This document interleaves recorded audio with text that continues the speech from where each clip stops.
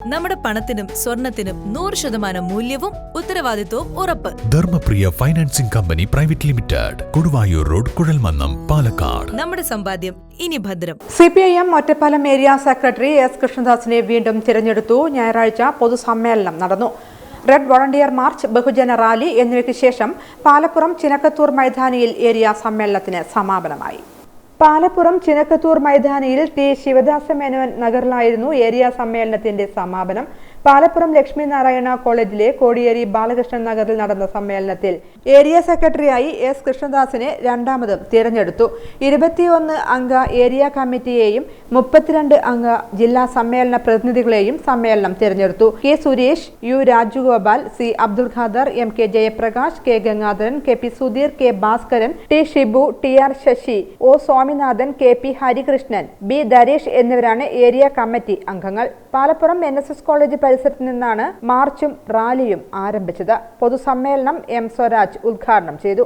Area secretary S Krishnadas അധ്യക്ഷത വഹിച്ചു. സംസ്ഥാന കമ്മിറ്റി അംഗം K Saleekha, S Ajaykumar, M Hamsa, M R Murali, K Sumesh, V Rajagopal തുടങ്ങിയവർ പ്രസംഗിച്ചു. സമ്മേളനത്തിന് ശേഷം നവീൻ വിനോദ്, ബൽറാം, അനുശ്രീ എന്നിവർ നയിച്ച ഗാനമേളയും ഉണ്ടായിരുന്നു.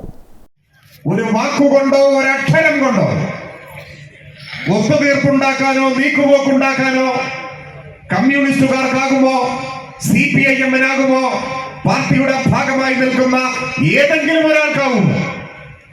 എന്തുകൊണ്ടാവില്ല? പിറവി മുതൽ ഇന്നോളം വർഗീയതയ്ക്കെതിരായി പൊതുവിലും ഇന്ത്യയെ സംബന്ധിച്ചിടത്തോളം അത്യന്തം അപകടകരമായ സംഘപരിവാർ വർഗീയതയ്ക്കെതിരെ പ്രത്യേകിച്ചു ജീവൻ നൽകി പോരാടുന്ന രാഷ്ട്രീയ പാർട്ടിയാണ് CPIM. എത്ര പേർ രക്തസാക്ഷിത്വം വരിച്ചു? കേരളത്തിലെ ഓരോ ജില്ലയിലെയും ഓരോ ഗ്രാമത്തിലും സംഘപരിവാർ ഭീകരതയ്ക്കെതിരെ ഈ ചെങ്കൊടിയുടെ കീഴിൽ നിന്ന് രാഷ്ട്രീയ പോരാട്ടം നടത്തിയതിന്റെ ഭാഗമായി ജീവൻ ബലിയർപ്പിക്കേണ്ടി വന്ന എത്രയെത്ര സഖാക്കളുണ്ട്, രക്തസാക്ഷികൾ. പാലക്കാട് ഒറ്റപ്പാലത്തും എത്ര പേരുണ്ട്? നിങ്ങൾക്കറിയാം അവരുടെ പേരുകൾ. അമ്പലപ്പാറയിലെ ദീപുവിനെ ഞാൻ ഇപ്പോഴും ഓർക്കുന്നു. ഒറ്റപ്പാലത്തല്ലേ? ഇവിടെയാണ് അമ്പലപ്പാറയിലെ ദീപു. പൂക്കോട്ടകാവിലെ വിനീഷിനെ ഞാൻ ഇപ്പോഴും ഓർക്കുന്നു.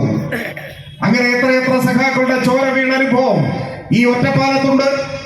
കേരളത്തിലെ ഓരോ ഗ്രാമങ്ങൾക്കുമുണ്ട്.